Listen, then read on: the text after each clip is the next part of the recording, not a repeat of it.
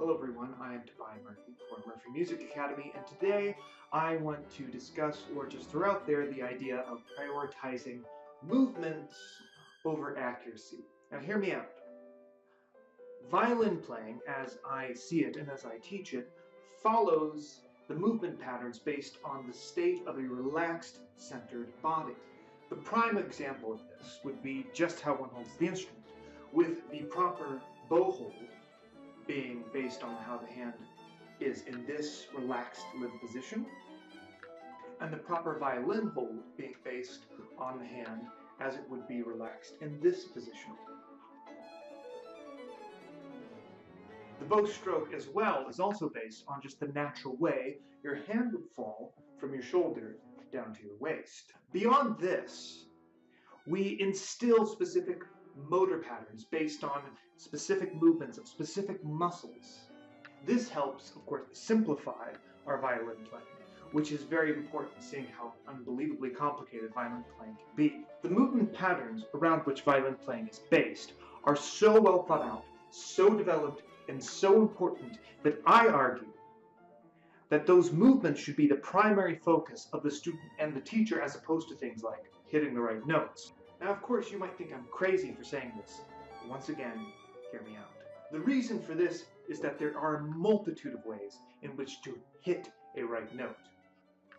Most players, especially those improperly trained, most violinists, by the way, will contort themselves, add unnecessary tension, and develop horrible habits that another teacher, most likely in vain, will have to try to remedy later on, all in order just to hit a right note or make a particular sound. And on top of all of this, these artificial means that a student will use to receive their desired effect are so often unreliable, take a lot longer to learn, and are unusable and unrepeatable in the context of other pieces. This not only slows the development of a student's technique, but then it also develops badly and becomes warped and will catch up with them in the end. Therefore, I, in the service of accuracy, advocate for the prioritization of movement instead. Now, the reason for these movements being proper in the first place is because they do facilitate accuracy. Now, let's start with something simple. Take the placement of fingers on the fingerboard.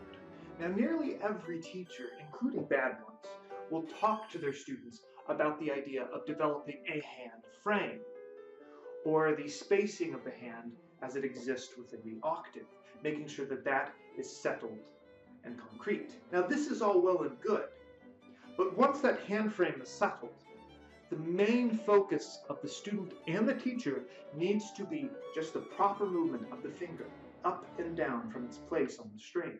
If the finger started in the right place, then the movement itself, if done properly, will ensure accuracy. However, if the desire of the student is instead only accuracy, proper movement be damned, then the accuracy actually will most likely decrease and they will develop inconsistency and tension in their technique. Another gain from focusing on proper motions as opposed to gaining a desired effect is the effect that it has then on the student's fear that comes from not playing accurately. This, of course, can be true in the performance, but most likely will affect the student within a lesson as they are more worried about pleasing their teacher based on what they're producing as opposed to what they are actually doing movement-wise. If you can develop a culture, as it were, in your studio of doing the technique and the movement properly, and making those your main principles, then that takes a considerable amount of pressure off of the student to deliver the goods at whatever cost. If the desired effect is not coming out, then you can assume that the fundamental principles are not being properly or fully followed, and you can then put your work into that.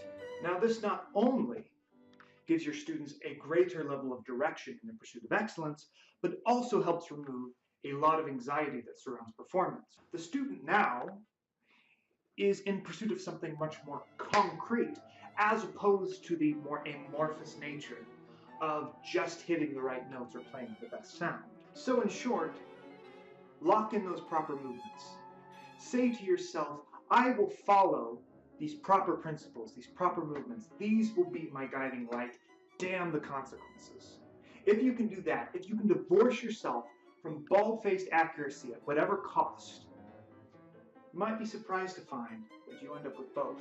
And if you liked the video, then please like the video, share the video, follow us on our Facebook page, subscribe to us on our YouTube channel, and check us out at murphymusicacademy.org.